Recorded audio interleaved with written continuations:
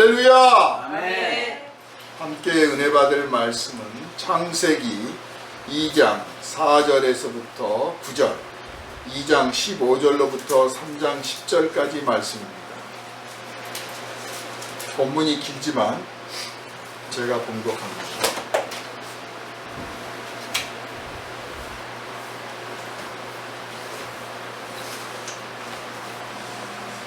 이것이 천지가 창조될 때 하늘과 땅의 내력이니 여호와 하나님이 땅과 하늘을 만드시던 날에 여호와 하나님이 땅에 비를 내리지 아니하셨고 땅을 갈 사람도 없었으므로 들에는 초목이 아직 없었고 밭에는 채소가 나지 아니하였으며 안개만 땅에서 올라와 온 지면을 적셨더라.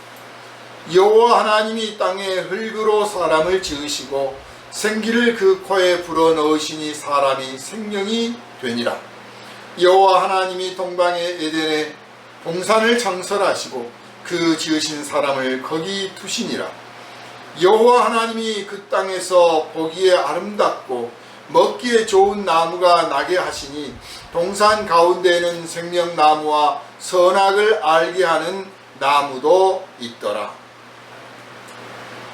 여호와 하나님이 그 사람을 이끌어 에덴 동산에 두어 그것을 경작하며 지키게 하시고 여호와 하나님이 그 사람에게 명하여 이르시되 동산 각종 나무의 열매는 네가 임의로 먹되 선악을 알게 하는 나무의 열매는 먹지 말라. 네가 먹는 날에는 반드시 죽으리라 하시니라. 여호와 하나님이 이르시되 사람이 혼자 사는 것이 좋지 아니하니 내가 그를 위하여 돕는 배필을 지으리라 하시니라. 여호와 하나님이 흙으로 각종 들 짐승과 공중의 각종 새를 지으시고 아담이 무엇이라고 부르나 보시려고 그것들을 그에게로 이끌어 가시니 아담이 각 생물을 부르는 것이 곧 그 이름이 되었더라. 아담이 모든 가축과 공중의 새와 들의 모든 짐승에게 이름을 주니라. 아담이 돕는 배필이 없으므로 여호와 하나님이 아담을 깊이 잠들게 하시니 잠들매 그가 그 갈빗대 하나를 취하고 살로 대신 채우시고 여호와 하나님이 아담에게서 취하신 그 갈빗대로 여자를 만드시고 그를 아담에게로 이끌어 오시니 아담이 이르되 이는 내 뼈 중에 뼈요 살 중에 살이라. 이것을 남자에게서 취하였은즉 여자라 부르리라 하니라. 이러므로 남자가 부모를 떠나 그의 아내와 합하여 둘이 한 몸을 이룰지로다. 아담과 그의 아내 두 사람이 벌거벗었으나 부끄러워하지 아니하니라. 그런데 뱀은 여호와 하나님이 지으신 들 짐승 중에 가장 간교하니라. 뱀이 여자에게 물어 이르되 하나님이 참으로 너희에게 동산 모든 나무의 열매를 먹지 말라 하시더냐. 여자가 뱀에게 말하되 동산 나무의 열매를 우리가 먹을 수 있으나 동산 중앙에 있는 나무의 열매는 하나님의 말씀에 너희는 먹지도 말고 만지지도 말라. 너희가 죽을까 하노라 하셨느니라. 뱀이 여자에게 이르되 너희가 결코 죽지 아니하리라. 너희가 그것을 먹는 날에는 너희 눈이 밝아져 하나님과 같이 되어 선악을 알 줄 하나님이 아심이니라. 여자가 그 나무를 본즉 먹음직도 하고 보암직도 하고 지혜롭게 할 만큼 탐스럽게도 한 나무인지라. 여자가 그 열매를 따먹고 자기와 함께 있는 남편에게도 주매 그도 먹은지라. 이에 그들이 눈이 밝아져 자기들이 벗은 줄을 알고 무화과 나무 잎을 엮어 치마로 삼았더라. 그들이 그 날 바람이 불 때 동산에 거니시는 여호와 하나님의 소리를 듣고 아담과 그의 아내가 여호와 하나님의 낯을 피하여 동산 나무 사이에 숨은지라. 여호와 하나님이 아담을 부르시며 그에게 이르시되 네가 어디 있느냐. 이르되 내가 동산에서 하나님의 소리를 듣고 내가 벗었으므로 두려워하여 숨었나이다. 이르시되 누가 너의 벗었음을 내게 알렸느냐. 내가 내게 먹지 말라 명한 그 나무 열매를 네가 먹었느냐. 아담이 이르되 하나님이 주셔서 나와 함께 있게 하신 여자 그가 그 나무 열매를 내게 주므로 내가 먹었나이다. 여호와 하나님이 여자에게 이르시되 네가 어찌하여 이렇게 하였느냐. 여자가 이르되 뱀이 나를 꿰므로 내가 먹었나이다.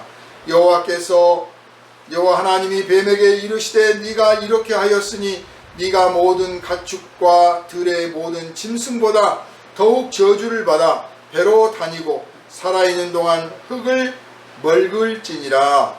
아멘. 본문이 참 길었지요. 이 시간은 공감과 공유라는 제목으로 함께 은혜를 나누도록 하겠습니다. 살아계신 하나님, 이 시간 우리를 인도하셔서 주님 앞에 나와 감사하며 찬송하며 영광을 돌리고 하나님의 아들 예수 그리스도 안에서 모든 죄를 씻어 사함을 받고 새로운 삶을 다짐하며 새로운 삶을 하나님의 은혜로 받게 하시니 감사드립니다.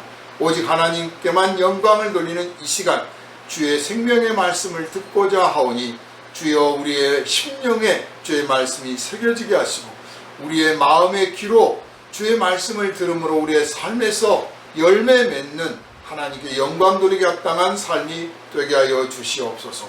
이 시간은 공감과 공유라는 제목으로 함께 은혜 나눌 때 오직 하나님께서 기뻐하신 뜻을 깨달아 알고 그 뜻에 순종하며 말씀을 주시는 하나님의 능력을 또한 받아서 말씀을 이루고 말씀을 누리고 말씀을 전하고 가르치기에 조금도 부족함이 없게 하여 주시되 말씀 주신 그 뜻 그대로 공감과 공유가 우리의 삶에서 고백되고 증거되고 선포되게 하여 주시옵소서. 우리를 구원하신 예수 그리스도 이름으로 간절히 기도하옵나이다. 아멘. 할렐루야. 아멘. 창세기는 옛날 이야기를 기록하여 놓은 책이 아니고 하나님이 이 천지 만물, 이 우주를 지으신 분이라는 것을, 그리고 그 가운데서 인간이라는 존재가 특별한 존재로 창조되었다고 하는 것을 알리는 목적으로 기록된 책입니다. 진화론자들이 우주가 어떻게 만들어졌는지, 인간이 어떻게 존재하게 됐는지 아무리 떠든다고 하여도 과학이라고 하는 것은 하나님이 지어놓으신, 하나님이 만드신 세계를 발견하는 정도의 수준이지, 과학이 이 우주의 존재의 의미와 우주의 존재의 기원과 인간의 존재의 기원과 인간이 왜 존재하게 되었는지 그 이유를 밝혀낼 수가 없습니다. 과학은 현상을 읽어내는 거죠. 그래서 끊임없이 과학은 새로운 이론을 맞이하게 되고 그 새로운 이론이 등장할 때마다 과거의 이론은 무너지게 되어 있습니다. 진리가 아니기 때문이죠. 그래서 과학적 진리, 수학적 진리라는 표현을 쓰는데 말 그대로 수학적이죠. 한때의 진리에 불과하죠. 우리가 믿는 하나님이 천지를 창조하셨고 그 가운데 하나님의 형상을 닮은 인간을 하나님이 지으셨다라고 하는 것은 그냥 진리입니다. 성경적 진리도 아니고 신학적 진리도 아니에요. 하나님께서 주신 그냥 불변하는 진리입니다. 이 불변하는 진리를 우리가 믿는 것은 당연한 일인 거예요. 피조물로서의 의무인 겁니다. 그러므로 우리가 이 진리를 믿을 때 추호도 의심하지 말고 믿고, 누가 이것을 가지고 시비를 걸고 논쟁을 하더라도 거기에 말려들지 말고 그냥 그렇게 당신은 믿으세요. 당신 편한 대로 하세요. 나는 내가 알고 있는 이 진리를 믿고 내 길을 가렵니다. 이렇게 담담하게 담대하게 거절하고 물리치고 이기시기를 주님의 이름으로 축원합니다. 이 인간이 얼마나 큰 복을 받은 존재인가 하는 것이 이 창세기에 기록되어 있어요. 인간이 받은 복을 과학은 설명을 못합니다. 단백질이 아미노산이 합성이 돼서 무슨 수억만 분의 1의 확률로 합성이 됐는데 그렇게 해서 생명이 탄생해서 또 수억만 분의 1로 또 진화를 해서 거기서 이렇게 수억만 분의 1로 계속 수억만 분의 확률로 이렇게 인간이 나오고 무슨 동물이 나오고 별게 다 나왔다는 거예요. 복이 없어요. 참 괴로운 존재. 사는 것이 괴로운 존재. 그러나 인간은 이 우주 만물 가운데서 특별히 하나님의 형상을 닮은 존재로서 창조되었습니다. 이것이 첫 번째 복입니다. 어떤 피조물도 하나님의 형상을 닮은 존재가 없어요. 하나님의 그 형상을 닮은 존재로서 정말 죽으면 티끌로 돌아가는 이 티끌에 불과한 인간이 하나님을 닮은 존재로서 창조되었다라고 하는 이 사실이 인간에게 주신 첫 번째 복입니다. 그런데 인간들은 이 복을 못 누려요. 이 복을 못 누려요. 다 누리고 있는 것 같지만 사실 그 복을 다 못 누려요. 왜? 하나님의 형상을 닮은 존재라고 하는 그 지위를 스스로 걷어차버렸어요. 박차버렸습니다. 그게 바로 죄입니다. 하나님은 인간을 특별히 하나님을 닮은 존재로 창조하시고 그 특별한 존재이기 때문에 특별한 공간에서 살도록 하셨어요. 그 특별한 공간이 바로 에덴의 동쪽에 있는 동산입니다.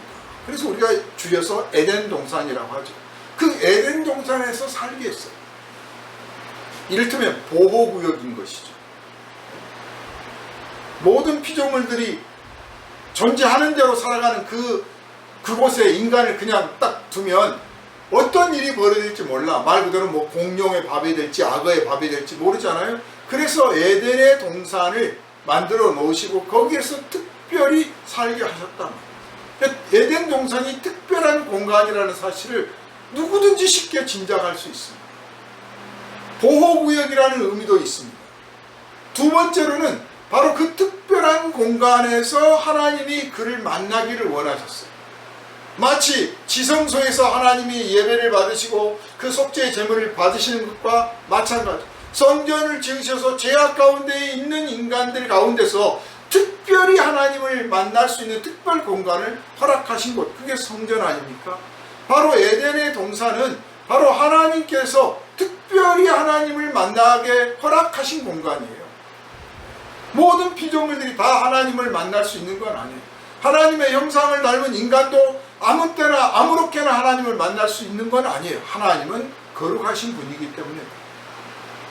거룩하다는 말은 구별되어 있다, 다르다, 특별하다라는 의미를 포함하고 있습니다.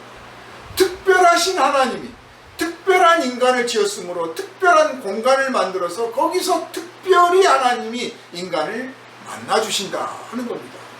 그래서 에덴 동산은 보호구역이면서 특별하신 하나님을 특별한 인간이 특별히 만날 수 있는 공간이죠. 그 특별히 만나서 뭘 하느냐. 하나님과 인간이 만나서 뭘 하겠어요? 근본으로 돌아가면 하나님이 인간을 왜 지으셨습니까? 피조물들은 피조물들끼리 살게 되어 있어요. 그런데 왜 피조물 가운데 하나님의 형상을 닮은 존재를 만드실 필요가 있었습니까? 참 거룩하신 은혜인데 하나님은 이 피조물에 불과한 인간, 정말 아무것도 아닌 이 인간과 하나의 사회를 이루고자 하셨어요. 왜 그러셨을까요? 정말 우리는 그 이유를 알 수 없어요. 오직 하나님이 은혜로 그렇게 하셨다는 걸 알아요. 하나님이 악어를 불러서 피조물, 그 악어를 불러서 사회를 이루고자 하신 것도 아니고 참새를 불러서 사회를 이루고자 하신 게 아니에요. 인간, 하나님의 형상을 닮은 존재를 만드셔서 하나님의 형상을 닮았기 때문에 하나님과 하나의 사회를 이루는 거죠. 이 사회라고 하는 것은 말 그대로 관계를 형성한다는 거죠. 관계를 형성해요. 특별한 관계를 형성하는 거죠. 그 특별한 관계라고 하는 것이 무엇입니까? 인간은 그 특별한 관계의 그 지혜가 뭔지, 그 내용인지 뭔지를 잘 모르죠. 그것을 에덴 동산에서 가르쳐 주시고 깨닫게 하신 거예요. 무엇을? 그 에덴 동산이 바로 세상의 중심이에요. 인간 입장에서 볼 땐 거기가 바로 세상의 중심이죠. 그리고 우리가 본문에서 읽어서 알지만 동물들을 그 앞에 지나가게 하시고 뭐 여러가지 아담과 하와를 창조하신 이후로 여러가지 행동들을 하셔요. 하나님께서 그걸 통해서 이걸 보고 너는 어떻게 느끼느냐. 아담이 동물들의 이름을 짓습니다. 자기가 보기에 이렇게 생겼습니다. 이런 느낌을 받습니다. 그래서 나는 이름을 이렇게 지어야겠습니다. 그렇게 해라. 너 참 기특하게 이름 잘 지었구나. 하나님께서 인간과 공감을 이루시는 거예요. 인간의 그 마음을 같이 느껴주시는 거예요. 또 하나님이 이 천지 만물을 창조하시고 보시기에 좋았더라 그러셨잖아요. 하나님의 그 만족감, 그 기쁨, 그 충만한 자랑스러움, 그 영광스러운 그 느낌을 이 피조물에 불과한 인간에게도 느끼게 해주시는 거예요. 야, 세상에 이렇게 멋있고 이렇게 아름다울 수가 있을까? 야, 공작새가 이렇게 아름다웠구나. 넌 공작이라고 해야지. 악어는 이렇게, 코끼리는 이렇게 생겼네. 넌 코끼리라고 해야지. 그 하나님이 만드신 세계를 보고 기뻐하고 감사하며 그 영광스럽게 느끼는 그 충만한 기쁨을 하나님과 인간이 공유하기를 원하셨던 거예요.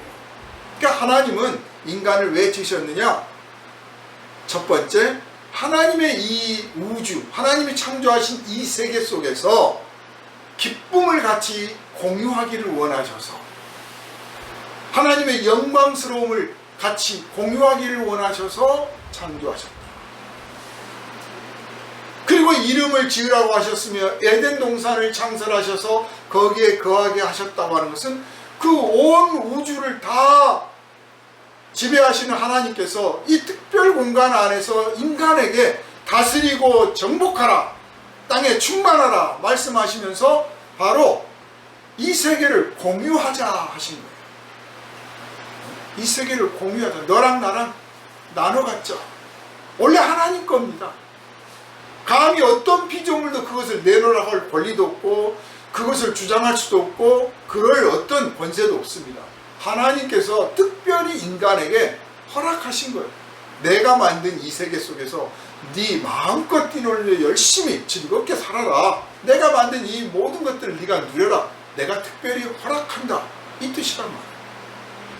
이것이 바로 하나님이 우리에게 베푸신 복입니다. 하나님의 형상을 닮은 특별한 존재로 지음받아 하나님과 관계를 형성해서 하나님과 공감하는 부분이 있고 공유하는 세계를 허락받은 존재. 이게 바로 인간이 가진 특별한 지혜예요. 이게 인간이 누리는 복입니다. 그런데 그 복을 아담과 하와는 스스로 걷어챘어요. 오늘 우리는 에덴 동산에 살고 있지 않아요. 우리가 살고 있는 것은 에덴이 아니에요. 날마다 세계 곳곳에서 전쟁과 기근이 있고 질병이 있고 재난이 있고 재앙이 있고 또 인간 사회 안에서 서로 다투고 빼앗고 속이고 훔치고 온갖 죄악과 슬픔과 분노와 공포가 이 땅에 가득한, 정말 귀를 기울여 들으면 세계 곳곳에서, 아니 우리 바로 옆집에서 이웃집에서 비명소리가 들리고 한숨소리가 들리는, 통곡소리가 들리는 이 땅에서 우리는 살고 있어요.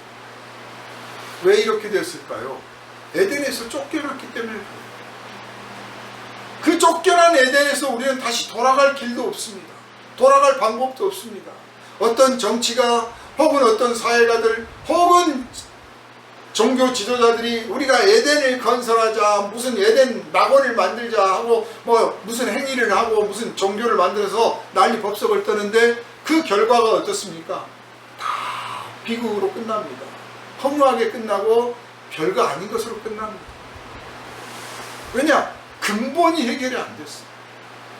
그 근본을 잃어버렸기 때문에 인간이 할 수 있는 어떤 것으로도 근본을 해결할 수가 없어요. 바로 이런 세상을 향해서 예수께서 오셔서 십자가를 말씀하셨어요. 십자가라고 하는 것은 죄 있는 자가 죄 없는 자를 죽이는 것이 십자가예요.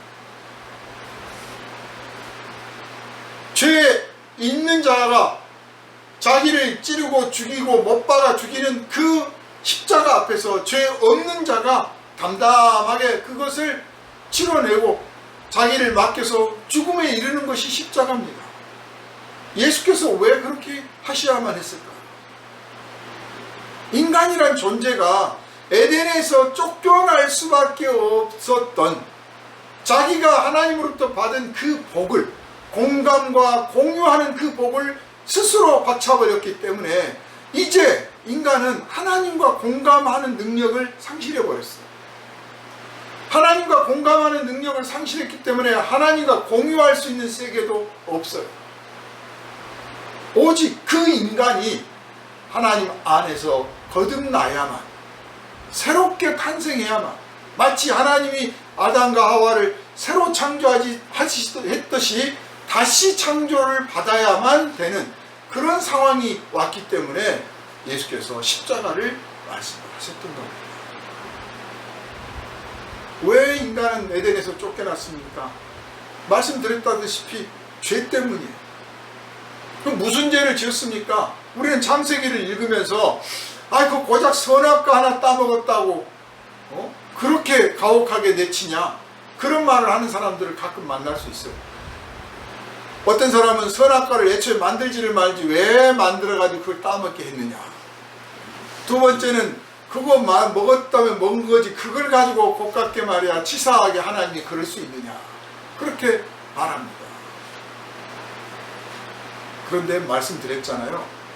이 에덴 동산, 인간이란 존재가 하나님과 사회를 같이 이루려고, 즉 한 사회를 공유하려고, 사회라고 하는 것은 말이에요, 어떤 것을 공유한다는 의미를 갖고 있는 거예요.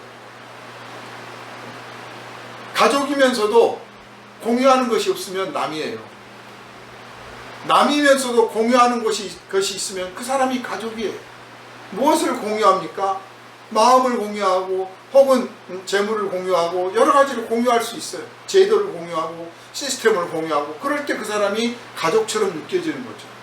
하나님이 특별히 공감하기를 원하고 공유하기를 원해서 인간을 지으시고 에덴 동산을 만들어 거기에 살게 하셨는데, 선악을 알게 하는 나무의 그 과실은 먹지 마라, 이걸 먹으면 네가 정령 죽으리라 그러셨어요. 이게 정보를 공유한 겁니다. 이 과실을 먹으면 죽는 거야, 그러니 먹지 마라 하고 정보를 공유를 해주셨어요. 귀중한 정보를 알려주셨어요. 그냥 죽게 내버려 둘 것 같으면 안 알려주시는 거죠. 또 그저 먹고 난 다음에 혼낼 것 같으면 그냥 내버려 두는 거예요. 아니 말 그대로 로봇처럼 살게 할 것 같으면 뭐하러 심습니까? 그런데 하나님 보시기에 아름다웠단 말이에요. 선악을 알게 하는 나무의 가실도 하나님 보시기에 아름다운 나무 가실이에요. 우리가 어떤 곳은 어떤 열매는 먹을 수 있는 열매가 있고 어떤 열매는 못 먹지만 조경수로 심지 않습니까? 아름답게 보려고. 우리가 짐승들을 볼 때 다 모든 짐승 다 잡아먹는 거 아니잖아요. 먹을 수 있는 게 우리 가축은 따로 있고 먹지 않는 것들이 따로 있잖아요. 하나님 보시기에 아름답게, 그 하나님 보시기에 아름다울 때 사람도 보고 참 아름답다 했단 말이에요. 그 선악을 알게 하는 나무의 가실도, 약칭 선악과 나무도 사실 보기 아름다웠어요. 본문에도 나오지만 정말 보기 아름다웠다, 탐스러웠고 먹음직스러웠고 지혜로움지겠다, 참 보기 좋았다, 그 뜻이에요. 그래서 조경수로 심은 거예요. 조경수. 그런데 뭐 혹시라도 먹을까 봐서 먹지 마라 하고 일러줬어요. 정보를 공유했습니까? 했습니다. 뭐 하나님이 잘못했습니까? 잘못한 거 하나도 없어요. 오히려 친절을 베푼 거죠. 공유를 했고, 이 세계를 나는 계속 너랑 공유하고 싶다. 그리고 이 세계를 보는 아름다움을 나는 너랑 계속 공감하고 싶다. 하나님과 인간 사이에 공감과 공유가 형성되고, 그걸 기초로 해서 인간 사이에서도 서로 공감과 공유가 이루어지는 사회를 만들어 가기를 하나님은 원하셨습니다. 그런데 뱀이 찾아와서 야, 그거 정말 먹지 말라고 했어? 아니, 이거 먹으면, 아니 만지지도 말라고 그랬어. 막 자기들끼리 막 꾸며낸 이야기를 합니다.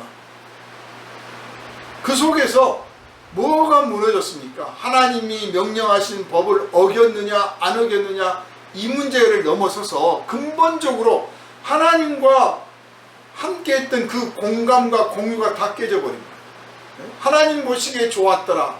아담과 하와도 보기에 참 좋았고 정말 즐겁고 행복했었는데 어느 틈에 마음속에서 그 좋았고 즐거웠던 마음은 딱 사라지고, 아니 뭘 이런 걸 만들어 가지고 나한테 먹지 말라고 그래? 야, 그거 꼭 그런 거 먹어야 되는 거 아니야? 아니 그거 먹지 말라고 한 건 오히려 먹어야 되는 거야. 왜 그런 줄 알아? 하나님이 그거 너 먹으면 네가 바로 하나님처럼 될까 봐서 그런 거야. 아니 그렇게 위험한 물건을, 그렇게 믿을 수 없는 인간이 있는 그곳에다가 하나님이 그걸 만들어 놓아두시겠어요? 그리고 전능하고 전지한 하나님이 선악을 알게 하는 과실 하나 먹었다고 하나님이 될 수 있겠어요? 세상에 그렇게 쉽게 되는 하나님이 어디 있습니까? 웃기지도 않은 이야기예요. 그리고 하나님이 뭐가 무서워서 인간한테 하나님이 만든 피조물에 불과한 그 인간인데, 정말 죽이려고 맘먹으면 당장이라도 죽일 수 있는데, 그 인간이 뭐가 무서워서 야 그거 먹지 마라, 그거 먹어가지고 나 너한테 당할까봐 걱정돼, 이런 하나님이 어디 있어요? 그리고 하나님 그렇게 째째합니까? 그런데 뱀이 와서 속삭이니까 인간이 그러네, 그 말 듣고 보니, 네 말 듣고 보니 그 말이 맞네, 이럴수록 먹어야겠네 하고 진짜 먹은 거예요. 그가 잃어버린 게 뭔가 깨닫지 못한 거죠. 우리가 공감 능력을 상실하고요, 우리가 하나님께 허락받은 또 사랑하는 이웃들끼리 같이 공유했던 그 세계를 깨뜨리고 짓밟고 거기서 벗어나는 것이 얼마나 쉽게 이루어지는지 사람들이 깨닫지 못합니다. 얼마나 쉽게 마음의 이 공감 능력이 깨져버리고 상실되고, 그래서 상처가 일어나고 있게 되는지를 사실 너무 몰라요. 너무 쉽게 죄를 지죠. 말 한마디에 공감했던 능력이 깨지고, 말 한마디에 공유했던 세계가 짓밟아지는데 너무도 쉽게 말 함부로 합니다. 뱀이 말 함부로 했다고 해서 뱀은 하나님의 형상을 안 닮았잖아요. 이 점을 기억해야 돼요. 뱀은 하나님의 형상을 닮지를 않았어요. 그러므로 하나님의 형상이 무엇인지를 몰라. 하나님의 형상이 무엇이냐? 하나님의 형상이란 곧 하나님과 공감하는 능력인 거예요. 하나님의 마음을 아는 능력이에요. 그게 하나님의 형상을 닮은 거예요. 하나님이 어떻게 생기셨습니까? 어떤 피조물도 하나님이 어떻게 생겼는지를 본 적 없어요. 하나님 빼고는. 우리가 천국에 가서, 나중에 천국에 가면 하나님이 저렇게 생기셨구나 하고 보게 될 텐데, 그 보게 된 것도 뭐 우리가 한 사람 한 사람 만나서 알게 되듯이 이렇게 보는 게 아니에요. 왜냐하면 성경 그대로 표현하자면 우리가 천국에 들어가는데 그 천국이 하나님 안에 있어요. 우리가 하나님을 본다고 하는 것은 하나님 안에서, 하나님이란 그 거대한 세계 안에서 이 세계가 하나님이구나 하고 아는 것에 불과해요. 그런데 그 하나님이 우리에게 조금이라도 더 가깝게 우리로 하여금 하나님을 느끼고 또 사랑하고, 왜냐하면 우리는 눈에 본 것만 아는 거잖아. 보는 것만 믿잖아. 그래서 하나님이 형상을 입으신 하나님의 아들, 인간으로 이 땅에 오신 거예요. 그래서 우리가 나중에 천국에 가면 예수님을 보겠죠. 예수님을 만나서 아이고 하나님 안녕하세요 그럴 거란 말이에요. 사실은 하나님은 그보다 더 크죠. 온 우주보다 더 크신 분이에요. 단지 우리에게 하나님을 느끼고 누리도록, 즉 하나님이 배려해서 우리가 공감하고 세계를 공유하고 있음을 알려주는 표시로서 하나님의 아들을 만나게 되는 겁니다. 그 하나님의 아들로서 우리가 공감과 공유한다는 것을 보여주셨잖아요. 그리고 사도들도 와서 우리에게 말씀하기를 하나님은 사랑이시다. 그 표현을 왜 하게 되느냐? 하나님의 그 엄청난 은혜를 깨닫게 되니까 하나님이 인간을 이렇게 사랑하시는구나 알게 되고, 그 사랑을 우리와 공유하기를 원하셔서 인간을 창조하셨고, 그 하나님과의 그 공유하고 공감한 그 그 능력을 상실해 버린 것, 그것이 바로 죄구나. 그래서 예수께서 오셔서 우리를 구원하신다고 하는 것은 바로 하나님과의 그 공감과 공유하는 그 능력을 회복시키는 것이구나. 그러니 성령을 받지 않으면 결코, 거듭나지 않으면 결코 구원을 얻을 수가 없구나 하고 알게 된 것입니다. 오늘 우리가 이렇게 말씀을 드릴 때 깨달아 알 수도 있고 공감하고 아멘 할 수 있는 것은 바로 우리 안에 성령이 계셔서 그렇게 이끌어 주시기 때문에 가능합니다. 인간들은 하나님이 내미시는 이 은혜의 손길을 에덴 동산에서부터 저버렸습니다. 그게 얼마나 큰 실수인지 모릅니다. 그러고 나니까 인간 사이에서도 공감 능력, 공감하는 그 특별한 능력이 사라졌고 세계를 공유하기를 싫어했어. 그래서 인간들이 이제 재산 싸움을 하고 나눠 갖지를 않는 거예요. 어떤 사람이 행복한 사람입니까? 많은 사람들과 공감을 많이 하는 사람이 행복한 사람이에요. 예수께서 와서 가르치시기를 그거예요. 슬픈 자에게 위로를, 기뻐하는 자와 같이 기뻐하고 슬퍼하는 자와 같이 슬퍼하고, 내가 같이 울자 하여도 너희가 울지 아니하였고 내가 같이 춤을 추자 하여도 너희가 춤을 추지 아니하였다. 그건 예수의 말씀이요 또한 동시에 하나님의 말씀이에요. 슬픈 자가 있으면, 너희 중에 슬픈 자가 있으면 너희들이 가서 공감하고 위로해줘라. 아픈 사람이 있으면 너희들이 가서 공감하고 치료하고 같이 고통을 나눠라. 가난한 자가 있으면 너희들이 가서 입혀주고 먹을 것을 좀 줘라. 그래서 너희가 가지고 있는 그 부의 기쁨을 그들에게도 나눠줘서 얻는 기쁨, 만족하는 기쁨을 같이 누리게 해라. 이게 공감하는 세상을 만들어라는 뜻이에요. 네 것만 움켜쥐려 하지 말고 나눠 가져라. 공유하는 세상을 만들어라. 이게 바로 행복한 세상이다. 그런데 인간 스스로의 힘으로는 그게 안 된단 말이에요. 오직 하나님 안에서, 그리스도 안에서만 이게 가능한 거예요. 그래서 예수께서 이 땅에 오신 겁니다. 십자가를 지신 겁니다.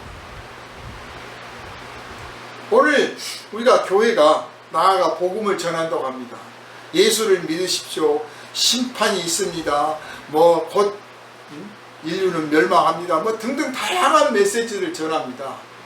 그런데 그 복음을 전하러 간 사람들이 공감하고 공유하는 모습을 보이지 않으면, 공감하고 공유하는 능력이 없는 상태로 가서 이론을 말하면 사람들은 듣기를 거부할 거예요. 가서 공감해주고, 죄인에게 공감하고, 병든 자에게 공감하고, 두려워 떠는 자에게 공감하고, 무지한 자에게 공감하고, 가난한 자에게 공감하고, 그 공감, 그 아픔과 슬픔과 두려움과 그 떨림을 공감하면서 그들을 위해서 기도하고 격려하고 위로하고, 또 때로는 바른 말씀을 가르쳐주고, 그렇게 하면서 또한 자기의 세계를 불러들여서 같이 나눠가는 공유함을 보여주었을 때 하나님의 세계가 이거구나 하고 그 공감과 공유의 세계로 돌아오는 것이 회개하고 구원받는 것이지, 그냥 예수 믿느냐 안 믿느냐, 교리를 받아들이느냐 안 받아들이느냐가 아니란 말이에요. 왜 공산주의가 등장을 했습니까? 우리는 공산주의 그렇게 미워합니다. 나쁜 놈들, 빨갱이, 악질들, 사탄의 앞잡이들, 교회들은 그렇게 외쳐댑니다. 그래요, 맞습니다. 그런데 그들이 등장하게 된 배경을 보면 항상 사입이나 가짜가 등장할 때 문제점, 약점을 파고들잖아요. 뱀이, 하나님의 형상을 담지 않은 뱀이, 하나님의 형상이 무엇인지도 모르는 이 뱀이 하는 말에 인간이 넘어갔잖아요. 하나님과 공감하는 능력이 없는 것들이 자기들끼리 가지고 있는 그 능력을 가지고 인간을 속이는데 거기에 인간이 말려들고 빠져들어요. 사탄에 넘어갑니다. 왜 그렇게 됐습니까? 인간 사이에서 공감도 없고 공유도 없는, 서로 피튀기는 싸움, 계급 투쟁이 있고 종족 투쟁이 있고 남녀 갈등이 있고 온갖 갈등이 난무하는 사회였기 때문에 거기에 사탄이 그럴듯한 이론을 들고 와서 우리가 공유하는 세상을 만들자. 재산을 공유하고 사회를 공유하고 모든 것을 공유하자. 그러니까 야, 그런 세상 왔으면 좋겠네 하고 그럴듯해서 빠져든 거 아니에요. 그래서 공산주의가 성경에서부터 나왔다는 말이 그래서 나온 거예요. 원시 공산사회를 만들자. 초대교회도 공산사회였다. 다 모든 것을 서로 공유했지 않느냐. 우리가 그런 세상 만들자.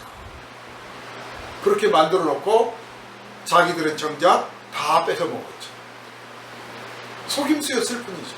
사랑이라고 하는 것은 공감하지 않은 사랑은 허울 뿐이에요. 나는 너를 사랑해. 그런데 너는 내 마음을 그렇게 모르니? 마음이 안 통하는 사랑은 사랑이 아니라니까요. 마음을 고백하고 드러내며 알려주지 않으면서 막 속으로 꾹꾹 참으면서 너 두고 보자 하고 있으면 그건 사랑이 아니에요. 또 사랑한다 하면서 마음을 물어보고 마음을 들어보고 마음을 만져주려 하고 그렇게 하지 않는 사랑은 사랑이 아니에요. 그냥 허울이에요. 그런데 그런 사랑을 그렇게 사람들이 좋아해요. 참 웃기지도 않아요. 사랑은 공감하는 능력이 사랑을 말하는 거예요. 공감하는 능력. 우리가 어른이 되어갈수록 뭘 배워가느냐 알고 보면 공감하는 걸 배워가는 거예요. 그리고 그 공감하는 능력 속에서 어떤 것들을 공유하지 않으면 그건 속임수예요. 나는 당신을 사랑해. 근데 이 재산은 절대 너한테 줄 수 없어. 우리 결혼하자. 네 재산 따로 내 재산 따로 네 방 따로 내 방 따로 하자. 뭐 결혼도 아니에요. 그냥 그 속임수예요. 그냥. 그러니까 정치하는 사람들이 우리 사회를 뭐 이런 사회 만들어야 됩니다. 저런 사회 만들어야 됩니다. 공산당들이 막 우리 이런 아름다운 세상, 공산주의 세상을 만듭시다 해놓고 자기들이 지도층들이 지배자들이 다 가져가 버려. 다 기득권은 다 가져가고 뭐 이익되는 거 다 가져가고 권리도 다 차지해버리고 재산도 다 차지해. 그런데 그렇게 공산주의가 좋으면 왜 소련의 인구의 70%가 빈민입니까? 네? 중국은 왜 그렇게 빈민이 많습니까? 거지가. 그럴 수 없어야 되잖아요. 자기들이 말한 대로 그렇게 좋은 공산주의 세상입니다. 그런데 그렇게 안 돼요. 그리고 자본주의는 또 우리는 우리대로 살아야 된다. 내 개인의 자유를 달라 해서 돈 벌어가지고 돈 벌어서 하나님의 영광을 위해서 쓰겠다라고 한 게 자본주의의 출발이에요. 한 사람 한 사람에게 개개인이 자유를 하나님이 주셔서 열심히 사는 대가를 그대로 누려라. 그리고 하나님이 원하시는 세상을 만들어가라. 그게 자본주의의 기본 원칙이다. 출발이다. 하고 이제 프로테스탄트 베버가 주장하고 막 했어요. 자본주의에 대해서. 그렇게 자본주의 세상 속에서 돈도 많이 벌었는데 왜 거지가 있어요? 여전히 공유를 안 하는 거예요. 여전히. 이쪽도 공유를 않고 저쪽도 공유를 안 해요. 그러면서 우리가 인류의 최고의 세상을 만들어 보겠다고 떠들어댑니다. 정치로 무슨 종교로 만들어낸답니다. 천만의 말씀이에요. 오직 예수 안에서 하나님과의 공감 능력을 다시 회복해야, 하나님과 공유하는 세상을 다시 회복해야만 그 능력을 가지고 세상에 나가서 다시 형제들, 이웃들과 공감과 공유를 할 수 있는 겁니다. 그 벽을 무너뜨리는 방법으로서 예수께서 원수를 사랑하라고까지 말씀하십니다. 그만큼 우리가 공감하려고 해라. 공유하라고 해라. 그 사람들에게 네 것을 조금이라도 나눠줘라. 그 사람에게 네가 축복을 좀 더 해줘라. 네가 애써서 그렇게 해야만, 그래야만 잃어버린 그 세계를 되찾을 수 있다.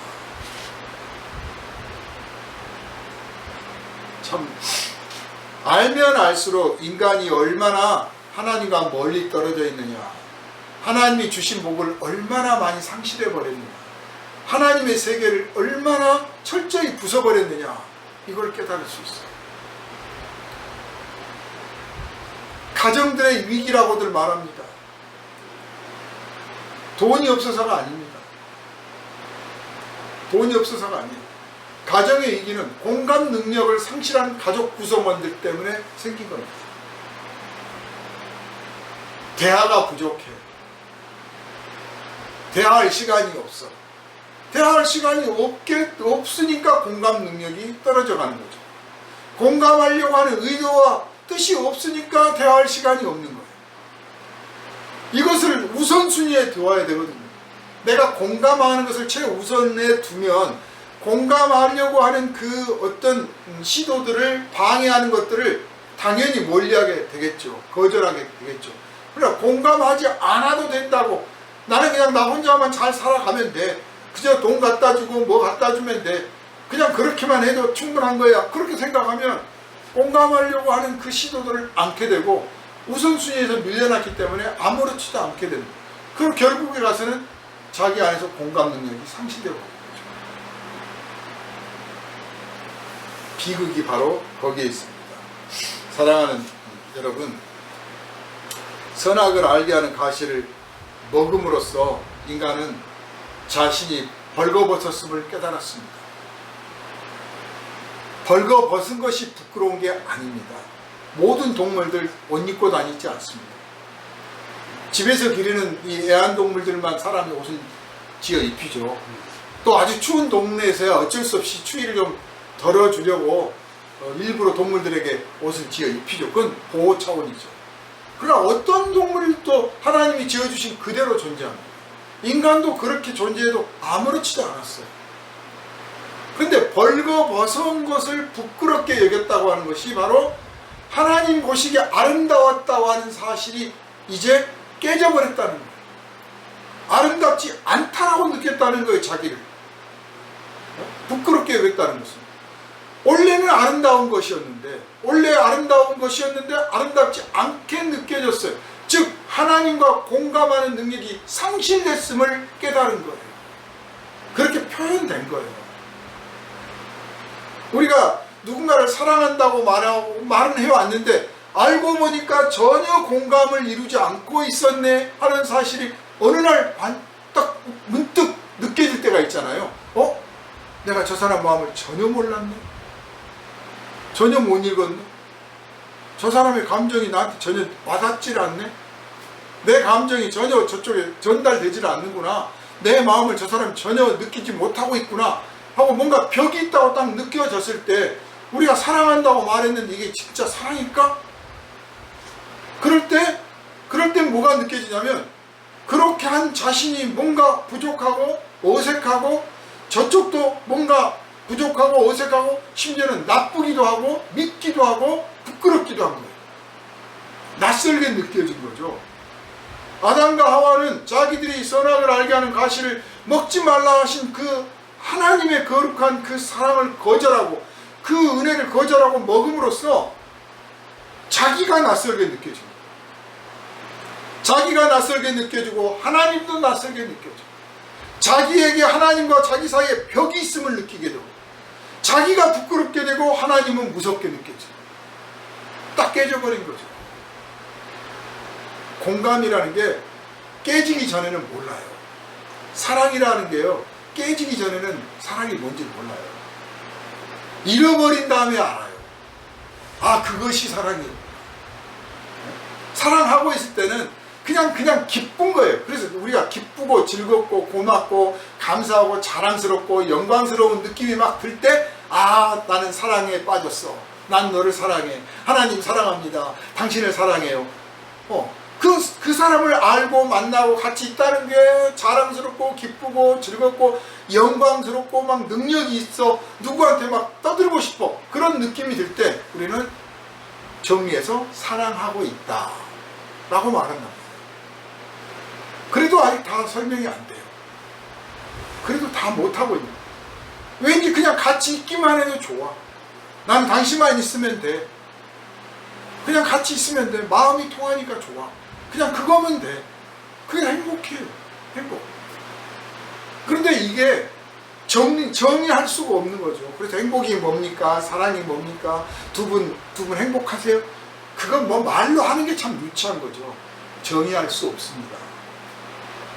그런데 어느 날 깨지면 알아요. 아, 내가 잃어버린 게 뭔가, 내가 놓쳐버린 게 뭔가, 나한테 부족한 게 뭔가, 그때 무엇을 했던가, 아, 그때 사랑했었구나, 깨지고 나서. 그러니까 아담과 하와가 얼마나 바보입니까? 아담과 하와가 정말 바보. 잃고 나서야 안 거예요. 아, 에덴이 좋았었지. 하나님을 만나는데 두려움 없이 만났던 그 시절이 좋았었지. 이제 무서워서 숨어야 돼. 인간이 서로 만나도 아무런 부끄러움도 없고 좋았는데 이제 서로가 부끄러워서 옷을 입고 서로 가려야 돼. 네 것 내 것 가려야 돼. 공유했던 세계가 없어져 버린 거야. 물론 이 공유한다고 해서 업무상, 직업상, 지위에 따라 주어진 그 비밀까지 공유한다는 게 아니죠. 하나님이 모든 비밀을 우리하고 공유하게 할 수 있겠습니까? 우리가 감당할 수도 없죠. 대통령이 가지고 있는 비밀과 일반 국민이 가지고 있는 비밀이 같겠습니까? 그걸 공유를 할 수 없죠. 공유를 넘볼 수도 없는 거고요. 그러니까 인간에게 주신 그 공유의 세계는 인간에게 필요한 만큼이죠. 그 필요한 만큼이 사실 상상도 못할 엄청난 것인데 그걸 잃어버린 거예요. 그래서 이제 우리는 하나하나 하나님이 우리에게 주셨던 그 세계를 되찾아가고 있는 중이죠. 하나님과의 그 공감을 다시 회복해가고 있는 중에 충만한 기쁨, 충만한 영광을 점점 찾아가고 있는 거죠.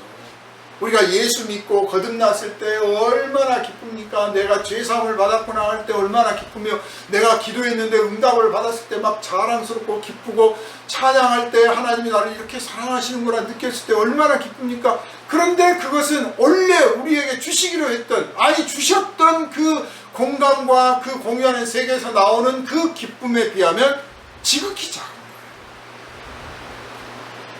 이 공감과 공유를 통해서 하나님이 우리와 나누기를 원했던 것은 기쁨입니다. 기쁨, 영광스러움이에요. 어떤 피조물도 자기가 영광스럽게 느낀 적이 없어요. 사자가 그 아프리카 그 광활한 대륙을 지배하는 사자가 자기보다 더 무서운 게 없어야 되잖아요. 최고의 포식자인데 한없이 영광스럽게 뻐기고 다닙니까? 잠깐 뻐길 뿐이죠. 언제든지 자기보다 강자가 나타나. 언제든지. 심지어는 파리 한 마리도 자기 마음대로 못 이겨요. 알고 보면. 그런 존재입니다. 그래서 모든 피조물들은 자기를 영광스럽다고 자랑하지 않고 다닙니다. 가끔 힘을 자랑하고 위험을 떨긴 하지만 잠깐이에요. 금방 도망가고 꼬리 내리고, 다수를 만나면 하이에나를 만나면 막 도망가지고 숨고 다니고 그러는 거예요. 별거 아니에요. 인간만이 진짜 어떻게 보면 아무것도 아닌 인간이 무슨 히말라야를 오르고 에베레스트를 올라가지고 내가 올랐다 막 정복했다고 자랑하고, 인간만이 내가 영광스럽다라고 말할 수 있어요. 그걸 특별히 하나님이 우리에게 허락하신 거예요. 내가 이런 영광스러운 존재다 말할 수 있는 특별한 존재로 만드신 거예요. 근데 그 영광을 누가 주셨느냐? 하나님이 주신 거라고요. 그래서 하나님 안에서 영광을 누리는 거죠. 하나님과의 관계가 깨졌다고 하는 것은 이제 하나님이 주셨다고 하는 것을 거절했다는 뜻이에요. 내 스스로 영광을 차지하리라. 그래서 인간이 스스로 만들어가고 이루어냈다고 하는 업적스러운 그 영광은 사실 하나님이 주신 영광에 비하면 아무것도 아니에요. 그걸 깨닫지를 못하는 거죠. 예수 안에서만 그것들을 깨닫습니다. 그러니까 하나님 밖에 있는 인간은 자기가 이룬 것만 가지고 내 영광이다 그래요. 그러나 하나님 안에서 하나님과 공유가 회복된 인간이 누리는 영광은요, 내가 심지도 아니하고 거두지도 아니했지만 다 영광스러워. 그러니까 내가 심은 것도 아닌데 들에 핀 그 꽃을 보고 곡창지대의 그 밭을 보고 논을 보면서 야 기쁘다 하나님 감사합니다 그래. 내 것도 아닌데 그러나 하나님 밖에 있는 사람은 내가 심은 게 아니니까 하나도 안 기뻐. 자식들 말이야. 누가 저거 했어? 왜 우리 공장은 작냐? 우리 회사는 왜 이렇게 작냐? 내 빌딩은 왜 이렇게 작냐? 그래서 더 기재기에서 더 큰 빌딩 하나 지으려고 몸부림치고 지어놓고 나서 내가 우리나라에서 제일 큰 빌딩 지었다고 자랑 엄청 하지요. 그리고 몇 달도 못 가서 죽죠. 인간이 가진 게 그거예요. 이제 결론적으로 말씀드립니다. 하나님의 아들 예수께서 오셔서 우리와 함께 이루시고자 하는 것은 하나님과 공감을 회복하는 겁니다. 그리고 그 공감을 회복한 바탕에서 하나님의 세계를 같이 공유하기를 원하신 겁니다. 성령께서 오셔서 하나님과 우리 사이에 공감을 이루십니다.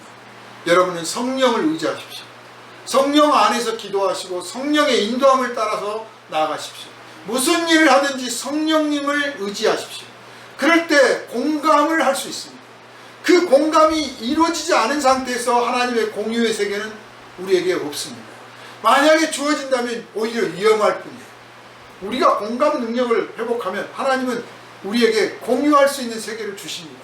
그리고 우리의 것들을 얼마든지 우리의 형제와 이웃들을 위해서 공유할 수 있다는 사실을 깨닫습니다. 재산이 많아야 공유하는 게 아니에요. 재산이 없어도 공유할 수 있어요. 꼭 물질만 나누는 게 공유입니까? 돈 나눠 쓰고 무슨 공간을 나눠 쓰고 그런 것만 공유하는 게 아니에요. 얼마든지 공유할 수 있는 게 많아요. 요즘은 좋은 표현도 있지 않습니까? 재능 기부라는 표현도 있잖아요. 그런 것들이 알고 보면 우리가 공유할 수 있는 게 참 많다 하는 것을 보여주거든요. 이 모든 것들이 성령 안에 있습니다. 우리 교회는 공감과 공유를 기르는 데 힘써야 됩니다. 성도의 교제의 원칙은 그겁니다. 공감과 공유. 우리가 신앙을 고백하고 와서 음식을 나눠 먹고 하는 모든 것들은 사실 우리 안에서 공유의 세계를 확장시키려는 것이요, 공감하는 부분을 늘려가려고 하는 겁니다. 만약에 그런 게 없다면 교회가 그리스도 밖에 벗어나고 있다는 뜻입니다. 현대 교회가 차가워지고 자꾸 공감과 공유를 상실해 가고 있다는 비판을 듣습니다. 그 이유가 바로 그거예요. 성령을 의지하지 않고 있다는 거예요. 성령을 의지하지 않으면 사탄이 그 자리를 차지합니다. 세상 사람들은 성령을 모릅니다. 그러니까 사탄이 던져주는 지식과 지혜를 가지고 그 사탄의 방식대로 세상을 살아갑니다. 우리가 똑같이 그래야 되겠습니까? 우리는 성령 안에서 살아가야 됩니다. 성령께서 인도해 주신 대로 살아가야 됩니다. 가정을, 또 직장을, 내가 일하는 일터를, 내가 속한 이 마을을 공감하는 곳으로, 공유하는 곳으로 만들어가는데 여러분 소망을 품으시기를 바랍니다. 여러분의 사명이라는 사실을 깨닫기를 바랍니다. 그래서 기도의 제목이 되어야 됩니다. 하나님, 우리 가정이 공감과 공유가 풍성해지기를 원합니다. 모든 것이 공감되고 모든 것이 공유될 수 있는 가정이 되게 하여 주옵소서. 교회가 그렇게 되게 하여 주옵소서. 우리 마을이 그런 마을이 되게 하여 주옵소서. 그 세상이 바로 행복한 세상이요, 에덴을 회복하는 곳입니다. 여기에 우리의 부르심 받은 뜻이 있습니다. 저와 여러분이 이 사명을 깨닫고 먼저 기도하고 우리 안에서 성령께서 이끌어 주시는 대로 이 공감과 공유를 우리 이웃들과 함께해서 하나님께 영광을 돌리고 하나님의 자녀들의 수가 늘어나서 하나님이 품으시는 그 세상이 날마다 웃음꽃이 피어가는 그런 세상으로 우리 눈앞에 드러나기를 주님의 이름으로 축원합니다. 기도합니다. 거룩하신 주님, 간절히 구하오니 우리가 공감과 공유가 그리스도 안에서 충만해지게 하여 주옵소서. 성령께서 오신 뜻이 바로 우리에게 공감을 늘리고 공유를 늘리려 하나님께서 원하시는 그 완전한 경지에 이르게 하시려고 오신 줄 압니다. 우리는 사람들과 좀 더 공감을 해야겠습니다. 그리고 우리의 것을 좀 더 공유해야겠습니다. 아버지 하나님, 성령께서 이끄시는 대로 순종하게 하여 주옵소서. 예수 십자가는 바로 이것을 위하여 존재합니다. 십자가를 넘지 않고는, 십자가를 통과하지 않고는 이 공간과 공유가 가짜에 불과하오니 성령 안에서 이 모든 것들이 이루어지기 위하여 우리가 날마다 십자가를 묵상하게 하시고 십자가를 증거하게 하여 주시옵소서. 우리를 구원하신 예수 그리스도 이름으로 간절히 기도하옵나이다. 아멘.